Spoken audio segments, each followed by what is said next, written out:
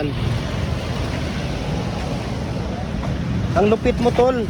Tingnan mo tol kung gaano ka bilis ang pagtanggal natin sa ating pins concrete post molder na semi-special 4x4x7 feet. Adjustable po yung molder natin. Pwede kang gumawa dito 4 feet, 5 feet, 6 feet, 7 feet hanggang 8 feet. Dual po ito. Pwedeng dragon fruit post, pwedeng pins concrete post molder natin. 15 to 18 minutes pwede na nating tanggalin yung molder natin pagka tag-init, no? Kagaya nito may init.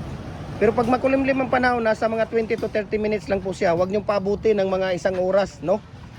Nang pagtag-init, lalo na pagtag-init, talagang masisira. Masisira siya pag inuhugot mo yung ano natin, yung ating molder, no? At tingnan ninyo kung paano natin ikakabit yung ating tawag dito, yung ating mating art. Ayan, no? Di ba? Ayan si Kuya nakikinig, oh. Ayan. Tingnan natin, di ba? Kung gaano ka ganda, kung gaano ka bilis, no? Ayan.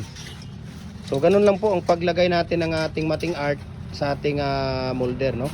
Pagka 7 feet, 7 stirrup din. Pagka 6 feet, 6 na stirrup.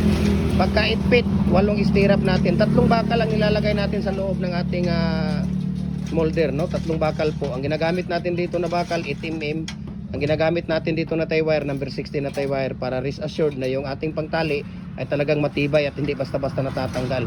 Ayan, kung makikita ninyo. So, i-follow ninyo yung mga Facebook page natin at saka yung YouTube channel natin, dahil dito lahat ang ating mixing tips at ratio kung paano natin ginagawa sa lahat ng mga concrete products natin. Kaya ng bricks, hollow blocks, mohon, decorative, RCPC pipe, culvert natin, tipi ng manok, lahat po, no? Commercial na hollow block, special na hollow block, semi-special na hollow block, lahat ng mga concrete products natin ay naka-upload dito. Kaya i-follow nyo yung Facebook page natin, Jim Hardware ang Kukulamber Concrete Products, Balulang Branch, Jim Hardware ang Kukulamber Concrete Products, Kanituan Branch, Triple A and F Kukulamber, ang ating personal Facebook account, Felix Tan Pagikan Jr., ang ating Instagram, Felix_Pagikan 2000, ang ating personal Facebook account, Felix Tan Pagikan Jr., at saka yung ating TikTok account at Jim Hardware Cagayan de Oro City or Felix Tan Pagikan Jr.